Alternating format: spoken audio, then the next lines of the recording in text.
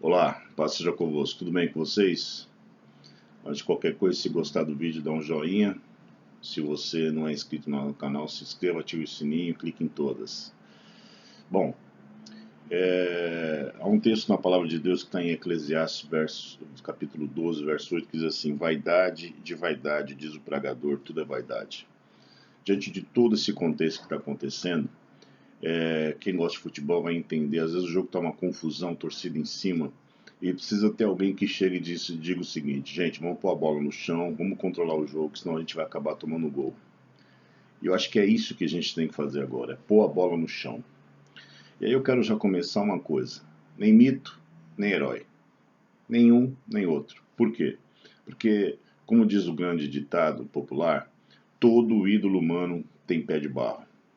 Então, nós temos que entender que tudo que está acontecendo, de certa forma, cada um está agindo dentro da sua vaidade, ou seja, querendo estar certo.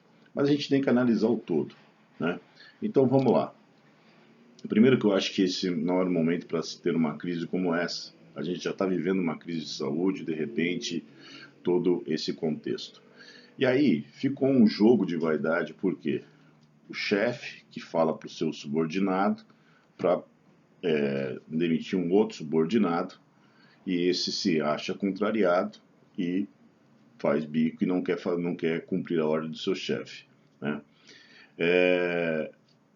Num primeiro momento eu achei que o Moro agiu corretamente, saiu batendo sem dó, mas aí eu fiquei pensando, isso é mais ou menos, quem é de igreja entende o que a gente vai dizer, uma pessoa que sai de uma igreja e para justificar a sua saída, ela sai falando mal do seu pastor, da igreja, do contexto, que nada funcionava, nada prestava, que o seu pastor era assim, era assado e tal. Mas a gente tem que ver o que a pessoa tem feito, né? E aí nós temos que entender que talvez Bolsonaro errou em colocar o Moro, porque ele tem um nome muito forte, seria quase que impossível demiti-lo, mas só que ele tinha uma visão totalmente contrária à do presidente.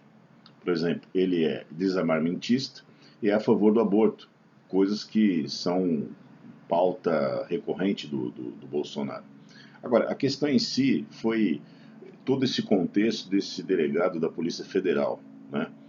E desde o ano passado o presidente queria já demiti-lo em função de algumas situações.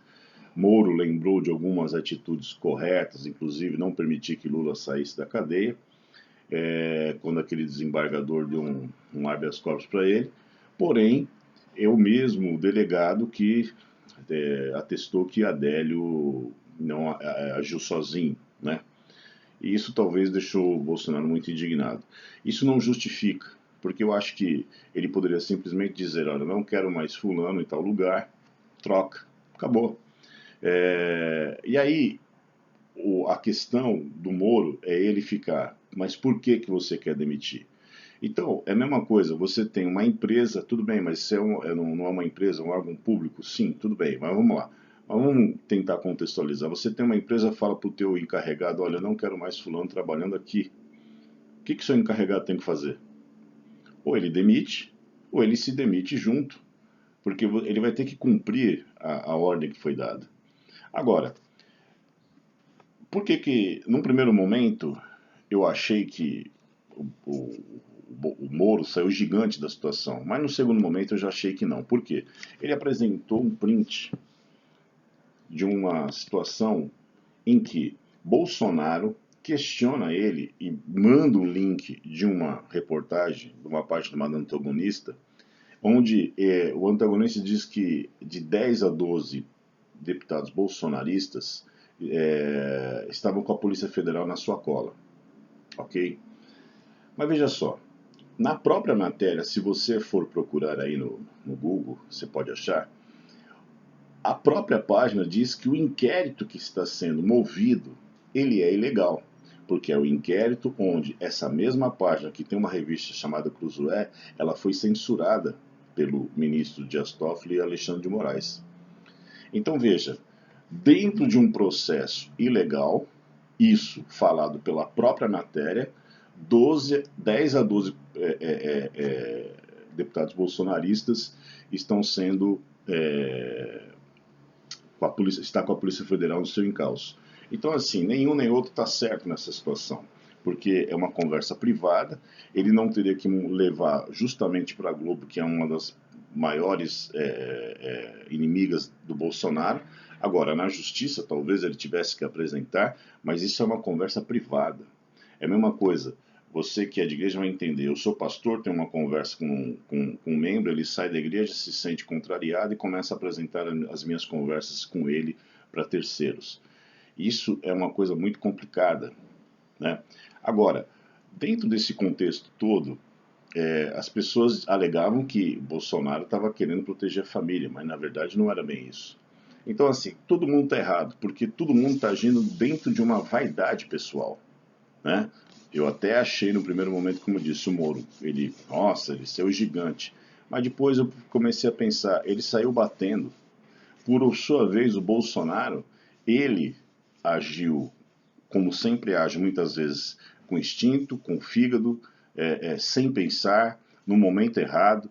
Então todo mundo está errado nessa situação. E agora o país está numa crise, a gente fica numa incerteza e sem saber o que vai de fato acontecer, se vai ser impeachment, se não vai, porque se Bolsonaro for impeachment, vem um general, mas aí se vier o general, já estão dizendo que vão passar uma lei que não permita que o vice assuma, então quer dizer, tudo é muito de momento. E a gente tem que concordar com uma coisa.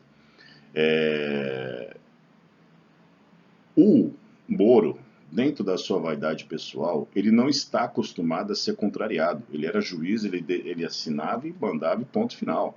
Então ele teve que se subordinar. Por outro lado, o Bolsonaro, por ser alguém do exército, é aquele que está acostumado a dar ordem às pessoas cumprirem. Então isso, eu creio que nesse contexto houve um choque de vaidades. Por isso que a Bíblia fala, vaidade é de vaidade, tudo é vaidade.